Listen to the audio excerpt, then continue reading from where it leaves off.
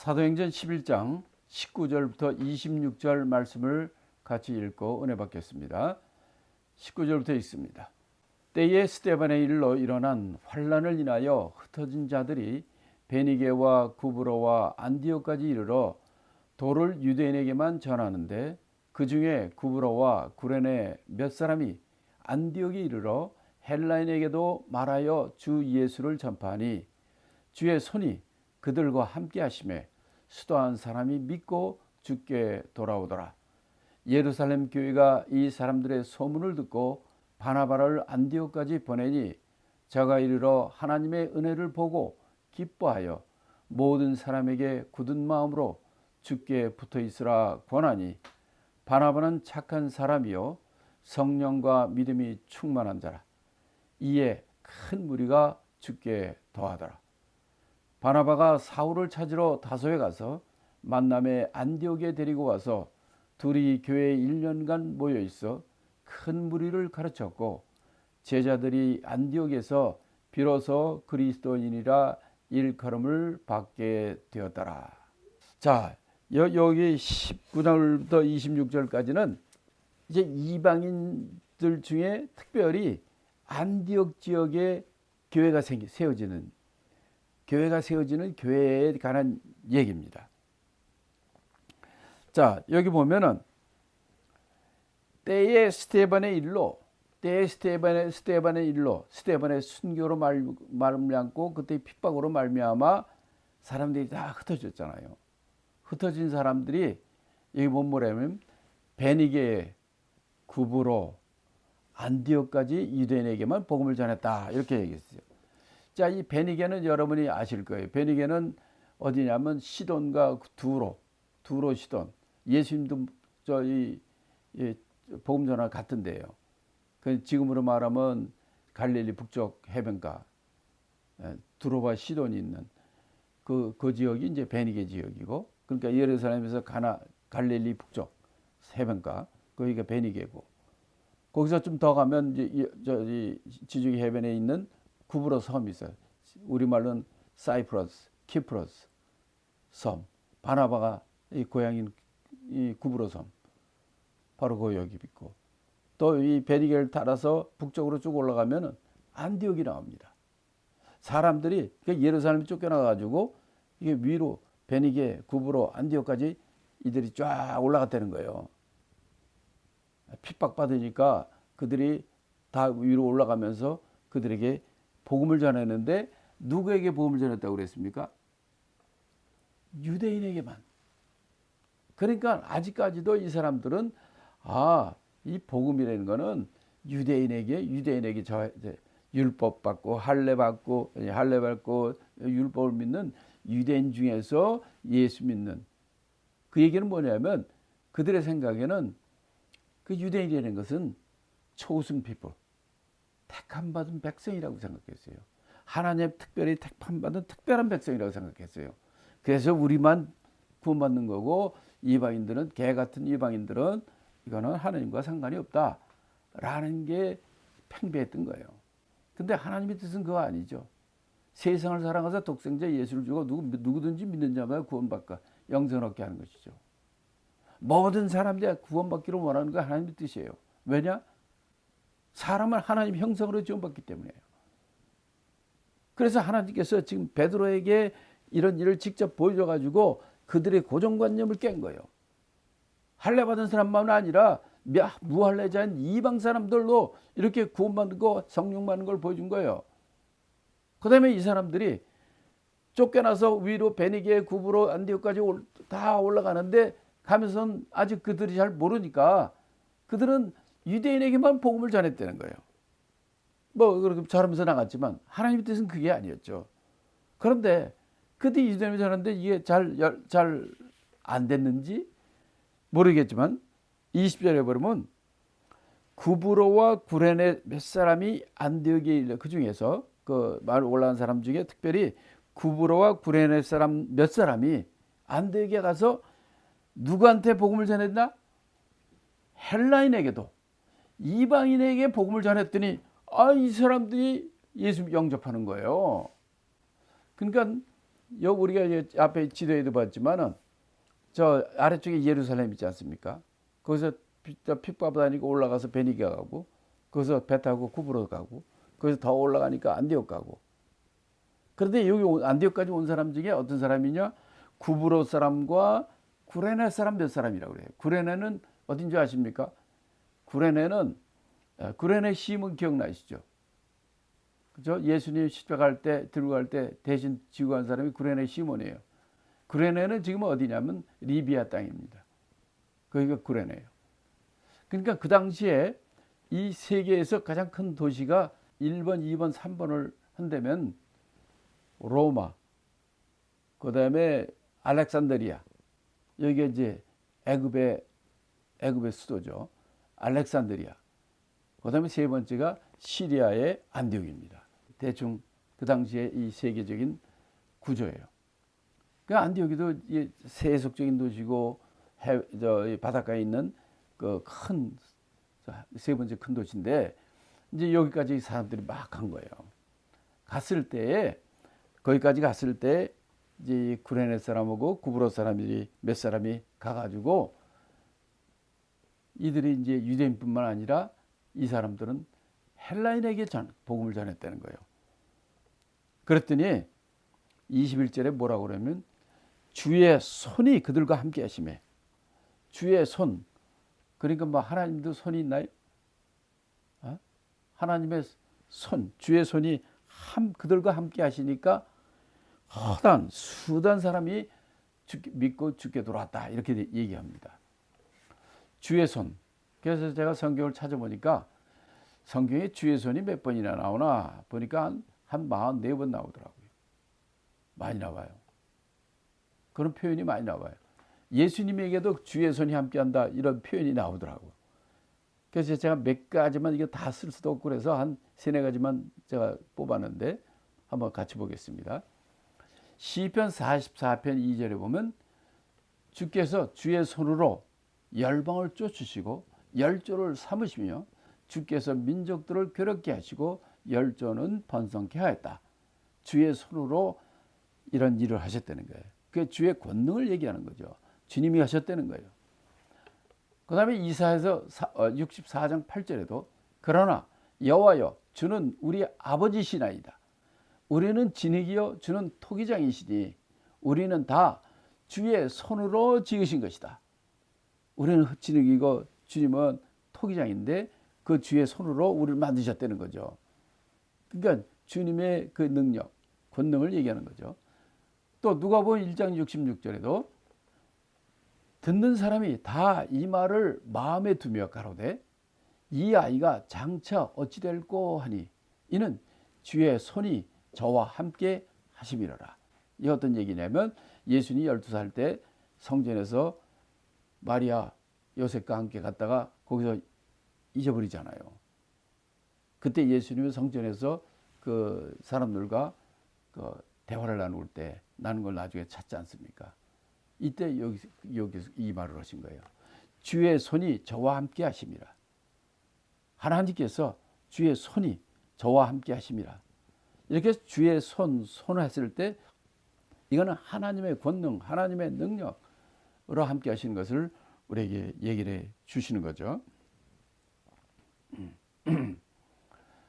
자, 이렇게 이 안디옥 교회가 개척되는 이 일은 무명인에 의해서요.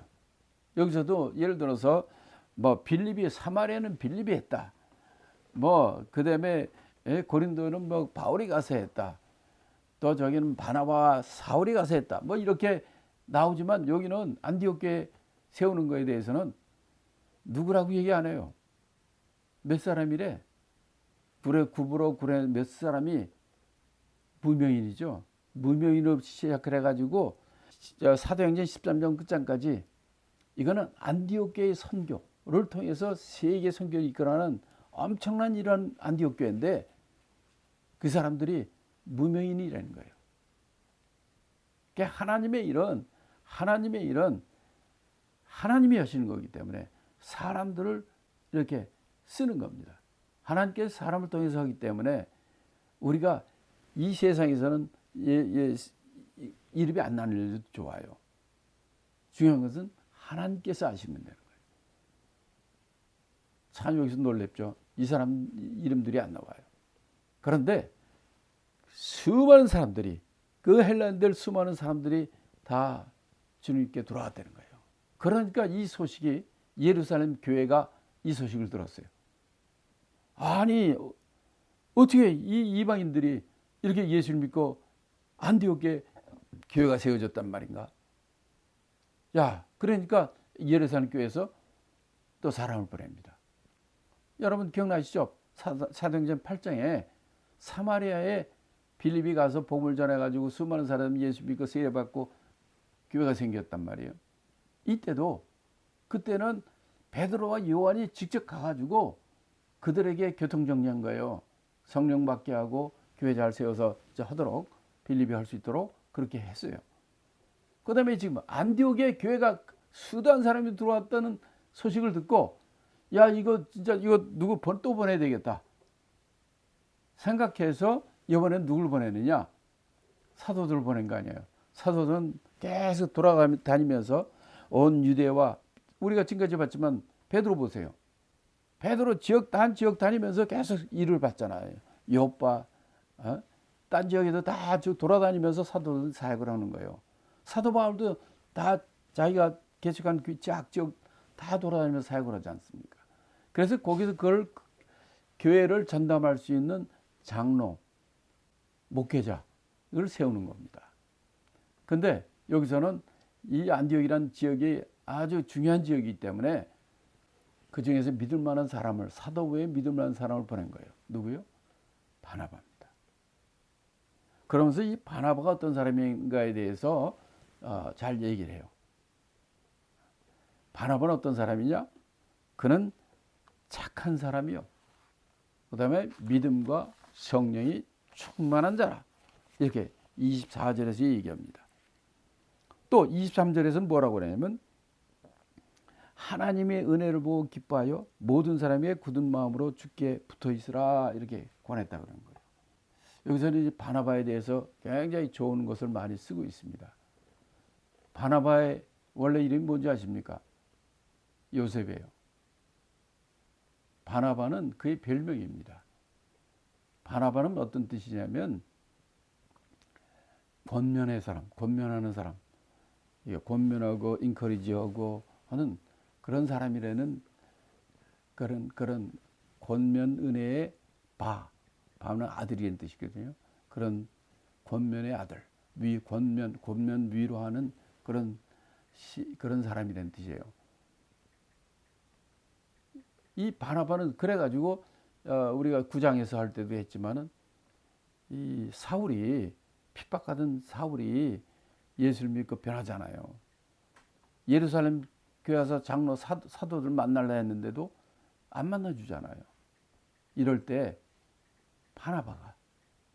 바나바가 이 사울과 사도들을 연결시켜주고, 이런 사람이 굉장히 원만하고 마음이 넓고 이 품을 성령과 믿음이 충만하고 착한 사람이라는 거예요. 착한 사람이라는 거는 여기서는 우리말로 착한 사람이지만 원래는 이게 무슨 뜻이냐면 순수한 사람이에요. 순수하다는 얘기예요. 순결하다는, 퓨어, 그런 뜻이에요. 그런 사람이래요. 이렇게 하나님께서 이 안디옥 교회의 중요성을 알고 그를 보낸 거예요. 아까도 얘기했지만은 로마, 알렉산드리아, 그 다음에 안디옥이란 말이에요. 근데 이제 하나님께서는 이 안디옥 여기에 하나님의 교회 세계 선교의 거점으로 안디옥을 정한 거예요. 안디옥으로부터 그래서 유럽으로, 아프리카로 다 떠나갈 수 있는 길을 만들고, 그 사람으로 하나님께서는 사도 바울과 바나바를 거기 투입시킨 거예요. 맨 처음에는 바나바를 투입했죠. 바나바가 간다면은 교회가 더욱 부흥하는 거예요. 권면의 사람이기 때문에 모든 사람에게 굳은 마음으로 주께 붙어 있으라. 굳은 마음이라는 것은 흔들리지 않는, unshakable, 흔들리지 않는 아주 굳건한 믿음을 가지는 거예요. 그 세상 사는 게 쉽지 않잖아요. 안디옥 같은 것만 해도 세계 3대 큰 도시이기 때문에 거기에 그런 데는 세상 거로 얼마나 휩쓸리게 돼 있습니까? 그래서 너희가 굳은 마음으로 미혹되지 말고 굳은 믿음 안에서 서 있으라. 그리고 주께 붙어 있으라. 이렇게 권면의 말씀을 그리고 믿음을 심어주는 일을 한 거예요. 그런데 그 외에 더 놀라운 소식이 있어요. 바나바가 사울을 찾아가는 겁니다. 왜 바나바가 왜 사울을 찾을까?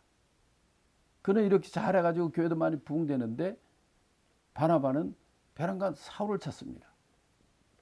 사울은 어디 있었냐면 9장에 보면 사울은 자기 고향인 다소로 다른 사도들 제자들이 사울을 다소로 보내잖아요. 왜? 이 다마색에도 그 너무 열심히 해가지고 사람들이 죽이려 해가지고 바구니에 담아가지고 멀리 도망갔고, 예루살렘에서도 사람들이 아주 열심히 전도하고 그러니까 사람 죽이려고 그러니까 이름 죽겠다 해가지고 제자들이 다소, 고향인 다소로 사울을 보내지 않았습니까? 그래서 사울이 다소에 있은 거예요. 그러면 사울은 다소에 가서 어떻게 지냈을까요? 다소는 사울의 고향입니다.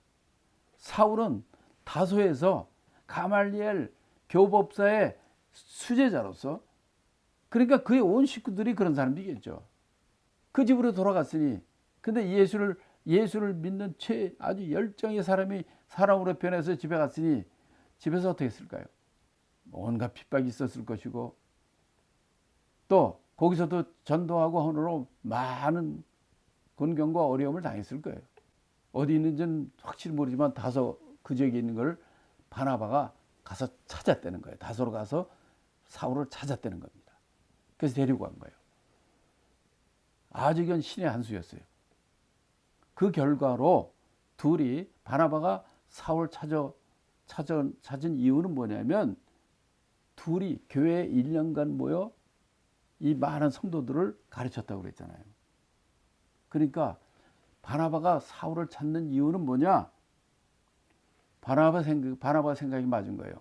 바나바 자기 혼자서 이 많은 사람들을 제대로 제자 훈련, 그들에게 하나님 말씀을 제대로 훈련하는 것이 아마 실력은 사울이 훨씬 낫죠. 또 어떤 면이냐면 이게 있어요. 유대인들은 어릴 때부터 율법 신앙 교육을 다 봐서 하나님 말씀을 다 잘합니다. 그러고 자랐죠, 유대인들은. 근데 문제는 이방인들이에요. 그들은 할례 받지도 않았고 하나님의 율법에 대해서 아무것도 모르는 상태에서 이들이 예수를 믿은 거 아닙니까? 그러니까 하나님에 대해서 잘 알고 하나님의 말씀에 대해 잘 아는 사람을 가르치는 것은 쉬워요. 할 수가 있어. 근데 이건 아무것도 기초가 없는 사람들을 있는데 바나바가 혼자 가르치려니까 이거 자기 혼자 도저히 할 수가 없는 거예요. 그러니까 사울과 같이 구약 율법에 대해 전문가, 가말리아의 최고의 수제자인 사울이 적극자라는 거죠. 우리가 예수 믿는 사람들 중에서도 그 기초가 없는 사람들이 많아요. 교회 생활을 전혀 모릅니다. 지금 안디옥 교회 문제가 그 문제예요. 은혜로 그들이 전부 예수를 믿었지만 하나님에 대해서 잘 알지 못하고 하나님의 말씀 율법에 대해서 잘 알지 못하니까 이들을 가리키는데 그 문제점이 하도 많은 거예요. 그래서 바나바가 사울을 찾아가지고 사울을 데리고 와서 뭐 했느냐, 1년 동안 교회에 모여가지고 그 사람들을 가르쳤다는 거예요. 그래요. 신앙생활은 이 교육과 훈련입니다. 그래서 바나바와 사울이 사람들을 1년 동안 교회에 모여가지고 1년 동안 그들을 가르친 거예요. 저도 이 중국 선교를 하면서 하나님께서 보여주시고 제 마음에 딱 오는 게 뭐냐면, 이 사람들을 체계적인 방법으로 훈련시키고 교육시키고 훈련시켜야 된다. 이게 제대로 된 교육과 훈련 없이 제자가 만들어지지 않거든요. 그래서 이 바나바가 그걸 깨달은 거예요. 야, 이 바나바와 사울이 이제 의논하면서, 야, 이거 우리 이러지 말고 1년간 이제 모여서 이들을 정말 기초부터 차례대로 잘 가르치고 훈련을 시키자. 그게 1년 동안 했다는 겁니다. 그 결과 어떤 결과가 일어났습니까? 26절에 나오잖아요. 안디옥에서 제자들이 그리스도인이라는 일컬음을 받게 됐다 그랬어요. 안디옥 교회 그 제자들이 1년 동안 훈련을 받으니까 뭐라고 일컬음을 받았다? 그리스도인이라 일컬음을 받았다는 거예요. 누구로부터? 안디옥 교인들로부터 그런 소리를 들었다는 거예요? 아니면 안디옥에 사는 사람도 그 소리를 들었다는 얘기입니까? 안디옥에 사는 사람들이에요. 교인이 아닙니다. 와, 안디옥에 사는 사람들이 그 1년 동안 교훈받고 그런 사람들 보니까 와, 그리스도인이네 이랬다는 거예요. 그리스도인이라는 건 뭡니까? 크리스찬입니까? 크리스찬. 그렇죠? 예, 그리스도는 크라이스트. 그걸 IAN을 붙이면 크리스찬이 되지 않습니까? 그게 그리스도인. 우리는 크리스찬, 그리스도인 하면 별거 아닌 것처럼 생각하죠? 아니에요. 아니, 안덕에는 이 불신자, 안 믿는 사람들이 이 사람들 1년 동안 훈련받은 사람들을 보니까 와, 저 사람들 정말 그리스도인이네 이렇게 했다는 거예요. 그럼 그리스도인이라는 게 무슨 뜻이라는 거예요? Christ-like. 그리스도와 방불한 사람, 그리스도를 닮은 사람, 그리스도와 같이 여겨지는 사람, 이런 사람이 됐대요. 와, 저 사람 보니까 예수님 같으네 이런 소리예요. 근데 지금은 그리스도인이라는 게 너무나 평범하고 너무나 볼품없게 여겨지지만 그렇게 생각하는 사람이 많지만 아니에요. 성경은 누가 그리스도인이라고 불렀다고 그랬어요? 제자들이 그리스도인이라고 불렀다는 거예요. 그럼 제자하고 그리스도인은 어떤 관계입니까? 제자들이 1년간 훈련 받으니까 그리스도인이라고 일컬음을 받았다는 거예요. 그러니까 우리가 이 세상은 전부 불신자입니다. 아무리 3대째 5대째 예수 믿는 집안에 태어났어도 그가 그런 집안의 혈통과 가족 속에 태어났어도 그가 예수를 영접하지 않으면 지옥 갑니다.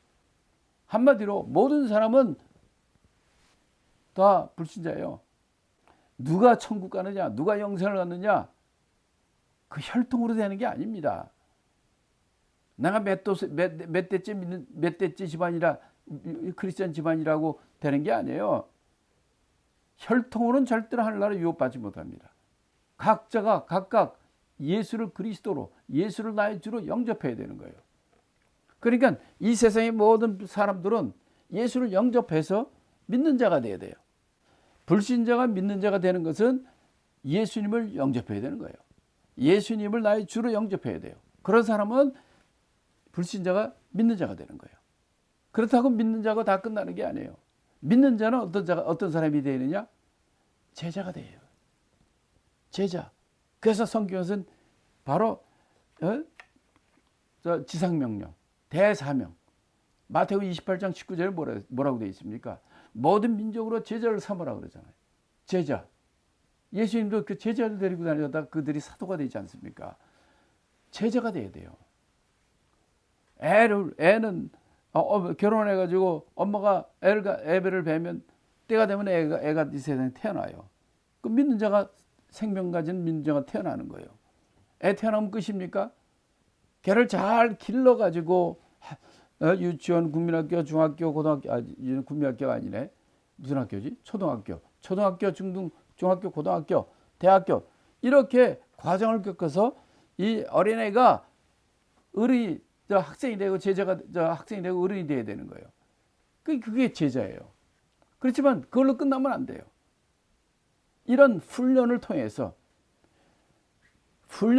이 제자들이 그리스도인이 돼야 됩니다.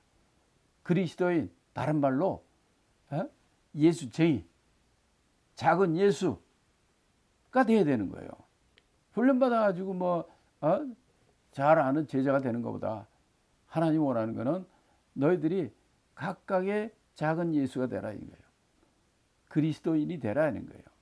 그래서 오늘 성경에 보니까 그리스도인이 도대체 성경에 몇 번이나 나올까? 그걸 제가 찾아봤어요. 그리스도인이라는 게 성경에 많이 안 나옵니다. 딱 3번 나와요. 첫 번째가 사도행전 11장 26절에 안디옥에서 제자들이 비로소 그리스도인이라 일컬음을 받게 되었다. 이게 첫 번째 나오는 거예요. 그 다음에 두 번째는 어디에 나오냐면 사도행전 26장 28절에 보면 아그리빠 왕이 바울더러 말합니다. 바울이 전도하니까 뭐라고 얘기하냐면 네가 적은 말로 나를 권하여 그리스도인이 되게 하려 하는도다 라고 아그리빠 왕이 바울이 막 그를 전도하니까 이렇게 얘기합니다. 야 이놈아 바울아 네가 나를 그리스도인이 되게 하려는구나 하고 이 전도하는 걸 막죠. 이때 그리스도인이라는 단어가 나와요. 그 다음에 베드로전서 4장 16절 베드로전서 4장 16절에 이렇게 말합니다. 만일 그리스도인으로 고난을 받은 즉 부끄러워 말고 도리어 그 이름으로 하나님께 영광을 돌리라. 여기서 그리스도인이 성경에 딱 이렇게 세 번만 나와요. 그럼 베드로전서 4장에 난 그리스도인은 그 기본 개념이 뭡니까? 그리스도인으로 고난을 받은 즉 했어요. 그러니까 그리스도인은 고난이 온다는 거예요. 많은 사람들은 형통, 또 잘 되는 것, 형통 이런 걸 생각할지 모르지만 그리스도인이면 그 뒤에 예수님처럼 예수님 어떻습니까? 이 땅에 고난의 종으로 오셨고 십자가에 죽으시는 고난을 받으신 거예요. 그러니까 그리스도에 대한 개념은 예수 그리스도와 같이 고난에 동참하는 자 그런 사람이 얘기를 하는 거예요. 그래서 고난을 받은 즉 부끄러워하지 말라. 그리스도인은 당연히 고난을 받는 것이다. 그러더라도 부끄러워하지 말라는 거예요. 도리어 그 이름으로 하나님께 영광을 돌리라 라고 베드로 전서에서 베드로가 말하는 거예요. 그리스도인의 기본 개념은 그래서 제자보다 더 한 단계 위를 얘기하는 것입니다. 이렇게 안디옥 교회가 이렇게 세계 선교를 주도하는 이 일을 하게 된 기본 바탕에는 어떤 게 있느냐? 사울입니다. 바나바가 다소에까지 가서 사울을 찾아가지고 사울을 데리고 와서 사울한테 야, 이 이방인들 이거 하나님도 모르고 율법도 모르고 아무도 모르고 지금 예수만 믿고 구원받았고 이런데 이거 좀 어떻게 좀 해봐라. 1년 동안 합숙해서 가르친 거예요. 그러니까 열매가 나잖아요. 그러니까 성경에 보면 여기서는 좀 안디옥 교회는 1년 동안 했지만 어디입니까? 고린도 교회에서는 1년 반 동안 또 에베소 교회에서는 또 2년 동안 두란노에서 이렇게 매일같이 모여서 공부하는 훈련받는 이런 시스템이 있는 걸 발견해요. 그래서 내가 중국에서 처음 시작할 때는 2년 합숙하면서 하는 2년 이제 성경학교를 시작했고 그 다음에 이제 3년으로 더 늘리고 그래서 이제 신학교가 되고 그런 일을 지금까지 계속 해왔습니다. 나는 이게 사도행전 하면서 깨달은 거예요. 저절로 되는 거 압니다. 아예 낳았다고 애들 놔두면 저절로 애들이 다 훌륭하게 다 자랍니까? 안 해요.